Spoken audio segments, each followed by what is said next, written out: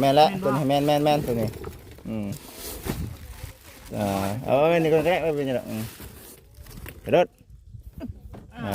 ตัวนี้ก็แม่นตัวนี้ตัวนี่โมแมนตัวนี้จะเมื่อไว้เฮือนตัวนี้นี่หาโลตัวนี้นี่ก็แมนรึบเพราะว่าไปเอาเมื่อเช้านี้น้ำเน่เนาะ20 โลหมู20 โลนี่ปลาทูพร้อมเด้อปลาทูกับแมนบ่แม่ปลาทูกับแมนชึ่งอยู่เนาะปลาทู5 โลเนาะ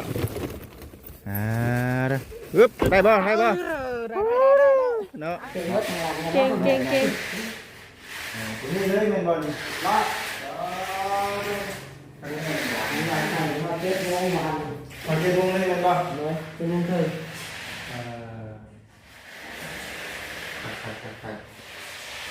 ตั้งเป้าให้ได้เมื่อวานนี้ไงก็เลยเร็วเนาะคือไปได้ตัวเล็กนั่นไว้ให้อันน่ะน้องอันน่ะถือทองเนาะ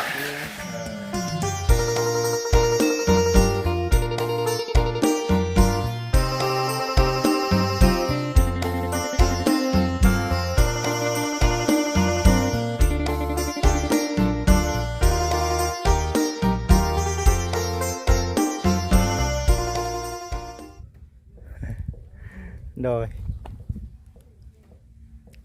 กับทักทายสบายดีเด้อกับสบายดีสวัสดี FC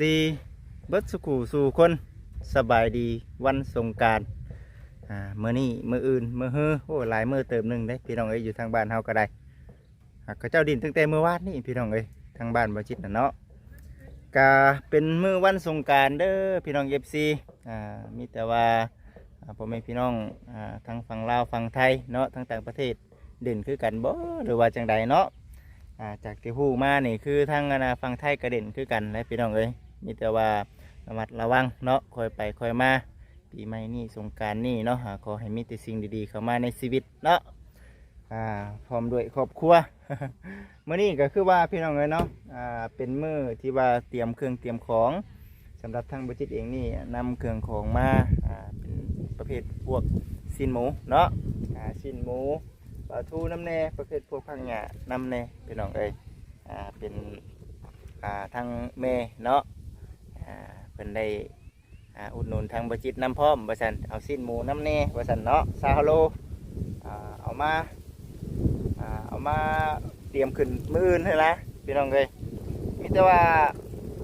เดี๋ยวสิรอเบิ้งเนาะมืออื่นสิเป็นจังใดพี่น้อง FC เอ้ยจะมาทำกัน2 คนกับทางมีนาเพิ่นมานี่ก็ได้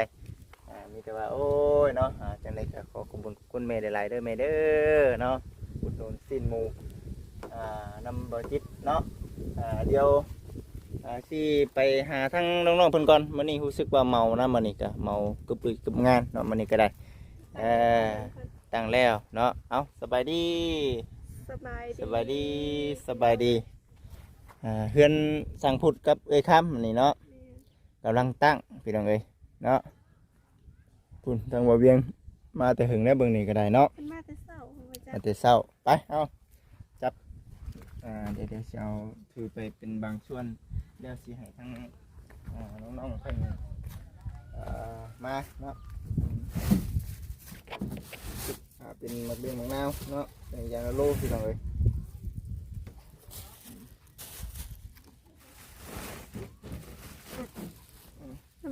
เป็นประกาศข่าวตัวนี้เนาะผักทอดผักเทียมแม่มาเบิ่งน้ำกันพี่น้องเอ้ยอยู่เพื่อนพากันคุณ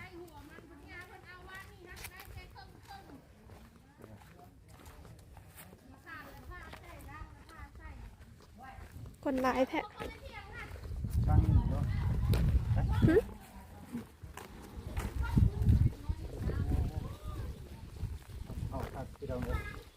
มันแดดเลยได้เฮ็ดกินเพื่อนน้องจ้อยป่ะโอ้ย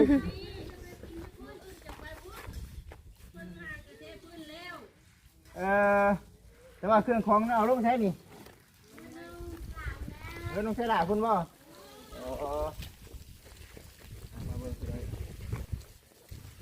กำลังเทพื้นไม่ใช่มาติดกัน แล้วอยู่บ่เนาะมื้อนี้เนาะตั้งวงกบน้ำเด้อตั้งวงกบน้ำว่าได้บ่บ่แม่นตั้งอันน่ะประตูบานที่บานประตูบ่ได้ดอกเนาะได้บ่หยอกเด้อบ่หยอกที่ดอกที่บาน3 โมงแรกติดได้ 3 โมงเช้าต้องตื่นมาติ ป้าแซงครับก็มีตรงนี้บุกเอาดูได้ระวังบ้าน สิแฮงทันอยู่ว่ามื้ออื่นนี่เนาะ แม่ก็เหยียบได้ค่ะ บ่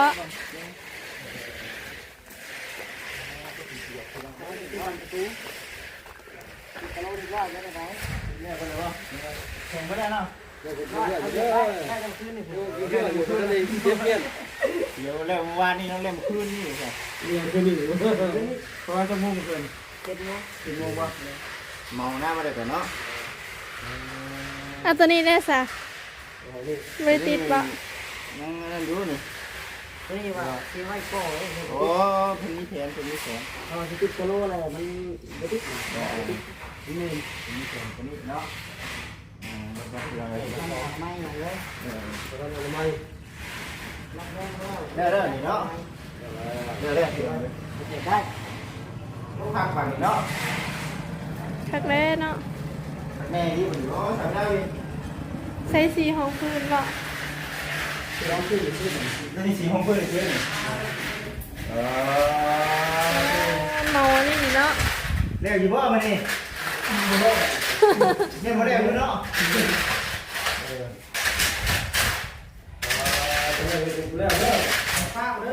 อันนี้นั่นบ่น้องเสือบ่ดีได้เนาะดีเลย นี่ไรบุตร เห็นคือห้อนได้แต่กระเด็นนี่ ไม่ได้บอกคุณจะบอกเลย ให้เดี๋ยวยังไม่ได้ห้อนนะ ไม่ได้เลยไม่ห้องน้ำคนแรก ครับเนาะ เดินเลย เนา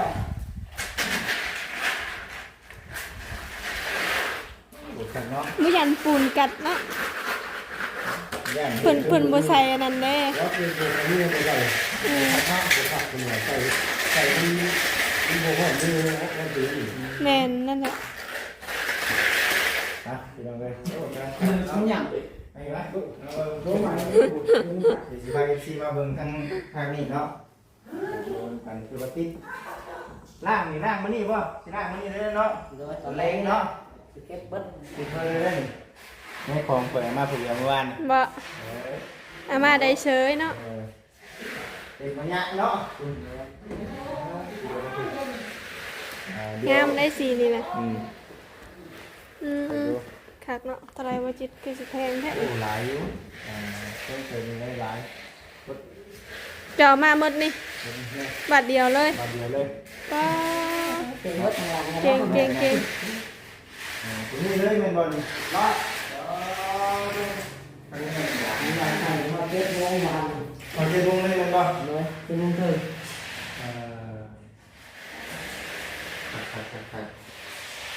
ตั้งเป้าเห็นได้เมื่อวานนี้นะก็เลยเร็วเนาะตัดปากกันขึ้นไม่ได้เนาะ เราต้องตั้งอย่างไรอีกเปรี้ยว ใส่เนาะ เลย ใช่ตื่นตีเนาะ เมาเลยดิ เมื่อได้แต่เมื่อจะมันนุ่นอะไรกับบุตรีไทยแล้วเนาะไทยอยู่ใดรู้เนาะมาเบิ่งครั้งนี้มันเนาะ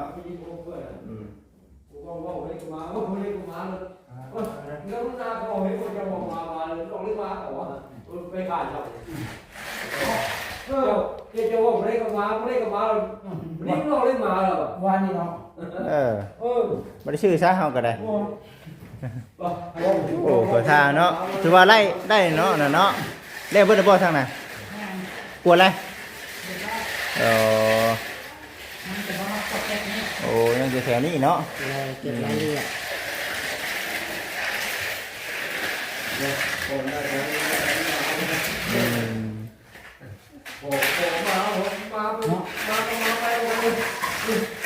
แล้วครับโอ้เป็นเพียงแล้วเนาะเพียง เช้าแหละ ทำได้เช้าคุณบ่นี่เบิดบูดได้ชอบนี่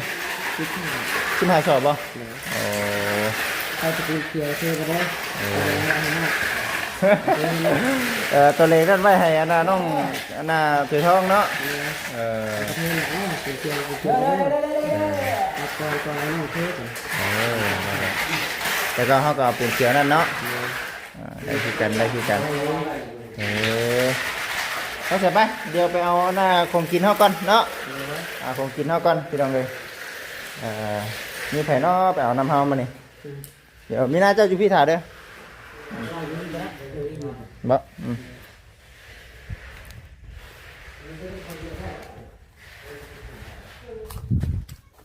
ว่าสิป้าไปเถอะนี่มันเลทพี่น้องเลยเอ้ยบ่ส่งบ่ส่งไปเอาของไปเอาของก่อนเนาะพี่เอาเตรียมพร้อมเนาะ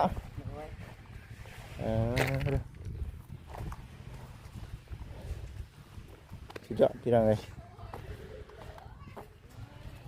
ทางนั้นกำลังต้มข้าวต้มแบบไหนต้มอะไรข้าวต้มขนมนี่แหละต้มข้าวต้มมัดนี่บ่โอ้ทั้งข้าวต้มมัดใกล้ตอนเที่ยงเด่งทางทีมงานบ่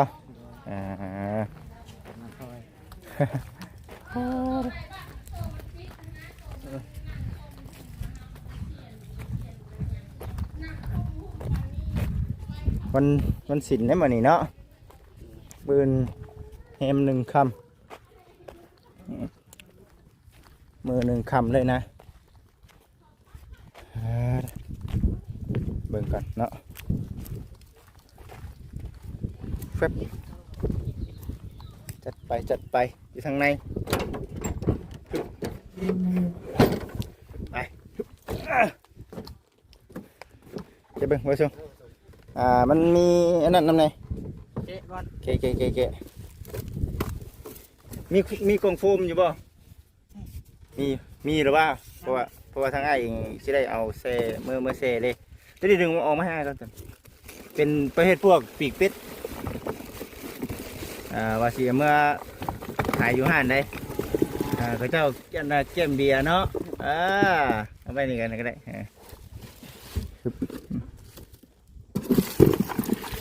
คนดิ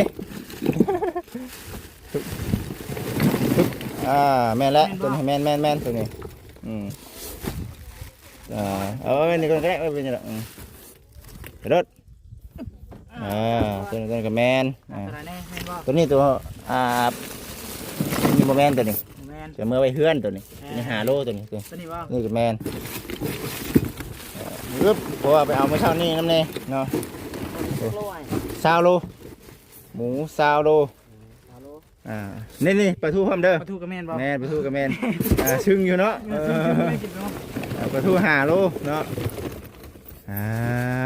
ปึ๊บได้บ่เนาะไปเดี๋ยวพักกระดำเนี่ยเอาเองพี่น้องFCทุกท่านเนาะตัวหนักหน่วงเติมนึงอยู่นะพี่น้องเอ้ยไปพี่น้องเอ้ยพักกระดำน้ำเน่มาทักบุชิตเนาะ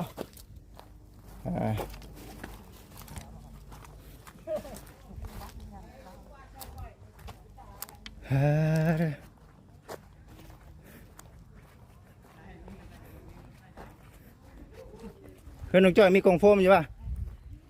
มีบ่มีอยู่เนาะกล่องโฟมเอาน้ำแข็งมาใส่เอาบ่เตรียมครัวแล้วแม่หมอเตรียมครัวเ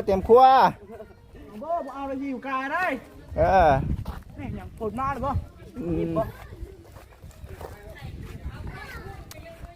สิ้นหมูพี่น้องเลย20 โลทาแป้งบ่มืออื่นไปมือเพื่อนก่อนก็ได้เยอะเนาะเอาอะไรอยู่กายเลยเด้อบ่าเด้อ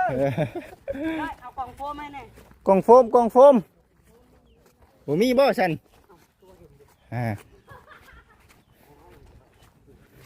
มันนี่บ่จิตบ่ให้มันนี่พอดีว่ามีของสิได้เอามือเฮือนปลาทูสิ้นหมูเงินเด้ เข้าละ ใส่กระสอบที่ละเนาะกระสอบยัง โอ้ เออ มึงเด้อก ระชามก่อนเอากระชามก่อนเนาะเออเอาไว้ไปเตียงก่อนก็ได้เอานี่ไปทาง ต้องมีจากว่างแค่นัก นักเลยเนาะบ่ได้เลยเนาะเอออันนี้จังวะน่าจะพออยู่หรือว่าเนาะเอากับบ่ได้ว่าหาหลายคนพอปานใดพอเป็นพิธีเนาะพอเป็นพิธีจักกันใดหลาดบ่ดาบบ่ ลาบแล้วจังว่าเด้อเนาะ ลาบผักมุนๆนะวะมันหลายเนาะน่ะเนาะมันสิหลายได้น่ะ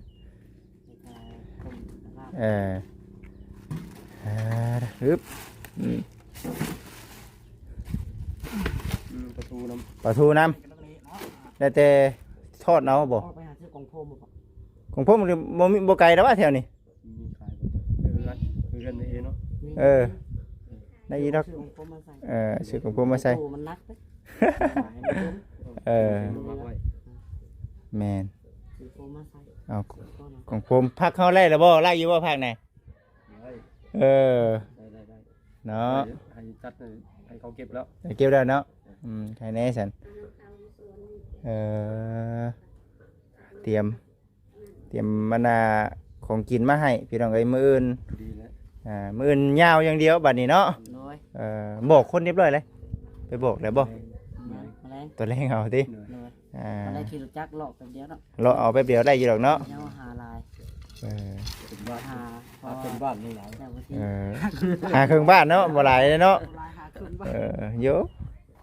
เติบ มันก็หลายแล้วเนาะ หลายอยู่ ลายบ่ลาย สิแล้วบ่ซั่นขึ้นเฮือนขึ้นชั้นก็บ่บอกบ่ได้เนาะขึ้นเฮือนขึ้นชั้นก็บ่บอกยันเปลืองตอนบ่ได้เนาะ คนอันอยู่แล้วเนาะมีหมู่คู่ฮู้จักก็แล้ว แม่น ลายมัน หลายอันเห็นบอกคือไปคือ จากมาบัน ไอ้น้องเวียดปูมาส่งเครื่องก่อสร้างแล้วเรากะติเตเลยบัดนี้ฮอดแล้วเพิ่นละ ฮอดบ่มื้อนี้ ฮอดแล้ว ใครนี่เนาะ ฮอดแล้ว เราได้กับบ่ฮอด วันนี้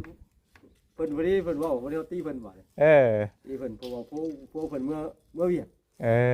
ว่ามาทั้งสองเด้อโอ้ยบ่ได้แล้วแล้ว ใส่ผู้เพิ่นติ แล้วอ่ะ ติแต่หมู่สิดอกเนาะ ตีมันได้บัดนี้ ที่เฮาเว้าเพิ่นนะบัดนี้เนาะ สิสลับเวลาไปอยู่อัดหันข้าวเดียว เอาม่วนสิเด้อสิว่าม่วนนํกันสิดอกทางเวียดเพิ่นก็ม่วนคือกันอยู่บ่เนาะเฮ็ดคือกันอยู่บ่ทางเวียดนาม ที่กันบ่อะไรเนาะ คือเดียว ถามเราเบิ่งหน่อย คือเดียวลุงเพิ่นก็เฮ็ด ยังแต่ต่างประเทศเลยเนาะต่างประเทศเฮานี่เพิ่นใส่บาทเอาซื่อๆเนาะ ฉลองเฮือนใหม่เพิ่นบ่ได้ว่าบ่ขึ้นมันมีแต่ฉลอง ฉลองติ ฉลอง ฉลอง ฉลองเอาเนาะ ฉลองแต่บ่มีการมาเขียนเป็ดซุ่มนุ่มฉลอง อันนี้ได้ เมืองอยู่เมืองเวียดนะ โอ้อยู่พุ่นบ่โอ้ อีกของประเภทนี้เพิ่นบ่เคยมาเขียนได้อย่าว่านั่นบ่ จังวะเนาะ แต่ฉลอง ฉลองเอา ฉลองเด็ดมาซุ่มนุ่มกัน เ เขาช่วยดีได้เขา ช่วยกันดีๆติ ทางเฮือนเฮาได้เก็บในด้านพิธีมือ วิธีการมีสูตรควันมาเขียน สู่ขวัญจับเจือเริ่ม เนาะ บ่บ่ได้ เริ่มต้นประมาณจักโมงก็ ก็รถถามผมบ่ามาประมาณ9:10 โมง โอ้ หายมันเบิดทุกคนไปแล้ว 10 โมงขึ้นเมื่อ ได้อันนี้ก็ ช่วงเช้าเพิ่นสิสูตรตัวนั้นก่อน โอ้ เดี๋ยวมี2บ่อนบาท เทคๆแล้วเอาตู้ใหญ่เกี่ยวเฮานี่ว่า ธรรมดาก็ได้นะเนาะธรรมดาก็ได้ว่าซั่น ตัวน้อย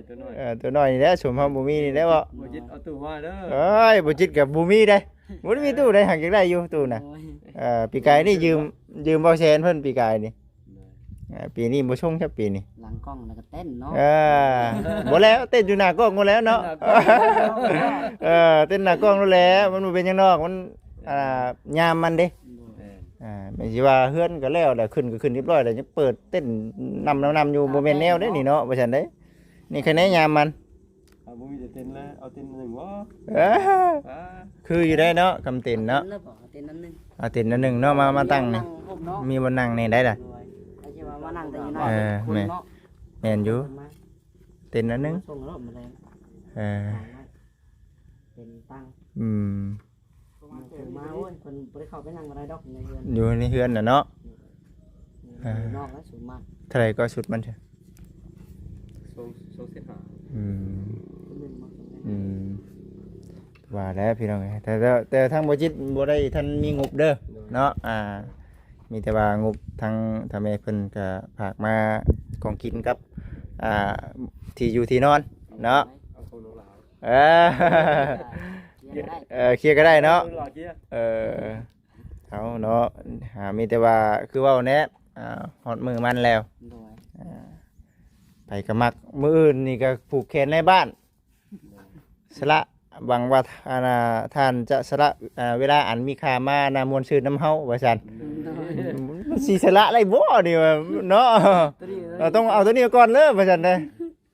ผูกแขนในบ้านอยู่บ้านโคกใหญ่ เป็นพวกใหญ่เนาะ แม่นเอามือเดียวกันเลยอันนี้ว่ะ เดียวกันเลย แม่น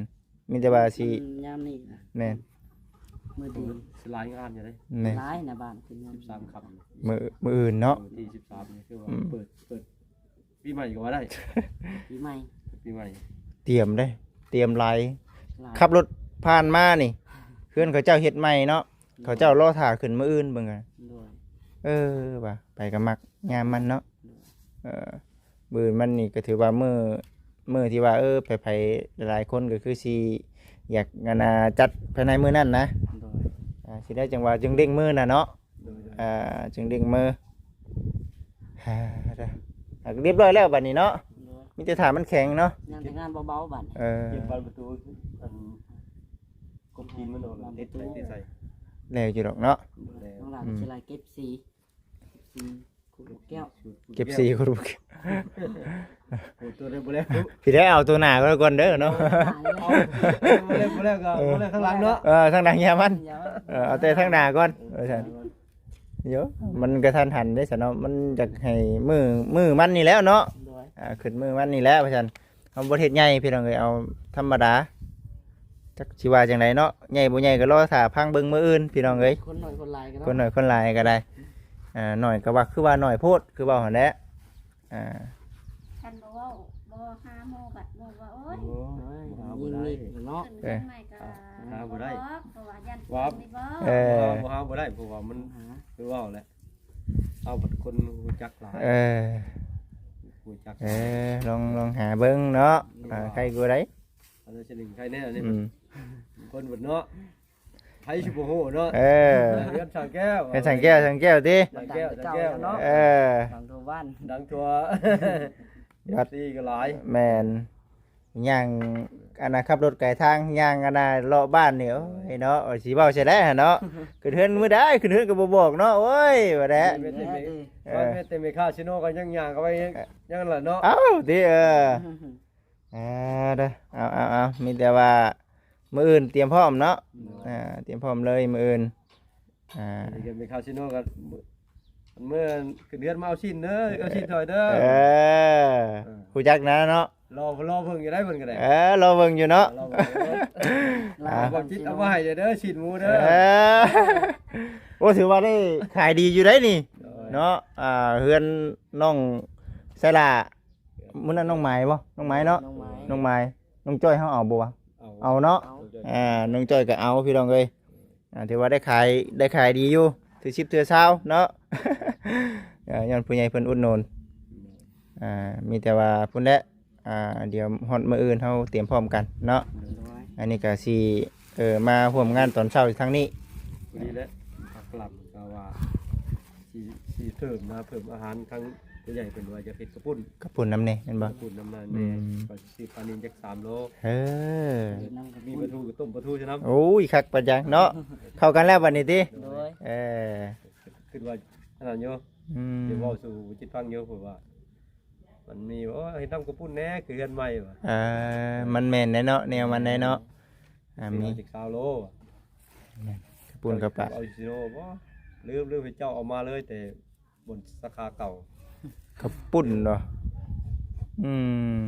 เฮาบ่ได้สั่งเขาเจ้าดอกบาดมันจะบ่ทันเนาะ ไม่ได้ซื้อเอาเลย แม่นบ่ทันเด้ ซื้อตลาด แม่น ซื้อตามตลาด แม่นเพราะว่าชุดบ่เวียงวัดบ่เวียงเพิ่นบอกกันนะกับมื้อนั้นบ่ตรงกับมื้อวันตลาดนำนี่ เออ มันตรงกับวันตลาดก็สิบานก็เลยไปตลาดแล้วสร้างเขาเจ้าจองเลย ตอนแรกสิให้เขาน้องวี แม่ เดี๋ยวไปเขาไปซื้อน้องวีน้องพลอยเขา อื ไปซื้อ ม พอเข้ามาฮอดมือมันฮอดมือตรงกับอันมื้อนั้นยังว่าจองเขาเจ้าเลยเนาะนี่เฮามันก็มันบ่มาถึงมือมันบัดนี้ปะเฮ็ดได้ซั่นเอาเข้าไปในบ่ไปเอาไว้ในก่อนไป เอาสิโฟมโฟมมาเอาเลยมาขึ้นด้วย ก่อนเอา โอ้ใส่น้องใส่เด้อใส่เอาลายเติมได้ให้มันถ่วมคือของง่ายเฮ็ดผมกินนี่ โดย มันจัง นั่น คอยห้องพี่บอก หามันในตันไว้กินข้าวกินน้ำก่อนจัง สิ้นหมูนะเวลาใส่น้ำก้อนนะมันก็สิอยู่ได้ประมาณจะคืนหนึงแล้วก็เอาไปใส่ตู้เย็นนอกจากนั้นนะเขามีตู้แช่แข็งเด้ก็สิประมาณนั้นมันก็สิบ่นั่นปานใดพี่น้องเอ้ยเอ้าคือสิประมาณนี้แหล้วซะเด้อทั้งน้องอนาใส่ละมื้อเฮาพอกันใหม่เด้เนาะเตรียมพร้อมมื้อนี้ก็เดี๋ยวถ่ายคลิปไปแถวๆนี้แหละถ่าเนาะ โดย สามชา ก็ยังหกอยู่ยังบ่มีบ่ ขนาดคนบ่ได้มาอยู่ได้นี่เนาะของคนมาอยู่จักสิทำได้ว่าซั่นหกสมบัติเฮาเองพี่น้องเอ้ยบ่เป็นหยังเนาะเลยละบัดนี้เนาะฮอดละบัดนี้เอ้าน้องเอ้ยเอานะขอบคุญขอบคุณทางสามีเพิ่นแน่เนาะซื้อสินหมูมามื้อนี้ก็ได้ สาธุเด้อทางแม่ที่ช่วยเหลือลูกมาตลอดลูกก็ดีมุกดีใจหลายที่แม่ซื้ออาหารกันอยู่กันกินมาให้ลูกในวันนี้ โดยก็ขอให้แม่อยู่ดีมีแห้งความเจ็บบ่อยได้ความไข่บ่อยมีแม่ปรารถนาสิ่งใดก็ขอให้แม่ได้สมคงความมุ่งมั่นปรารถนาแม่มาให้ลูกสนิทก็ขอกลับคืนดาแม่ห้อยเท่าพันเท่าเลยซะ สาธุอยู่ดีมีแห้ง บ่จิตและก็สาวมีนาเด้อ โดย ที่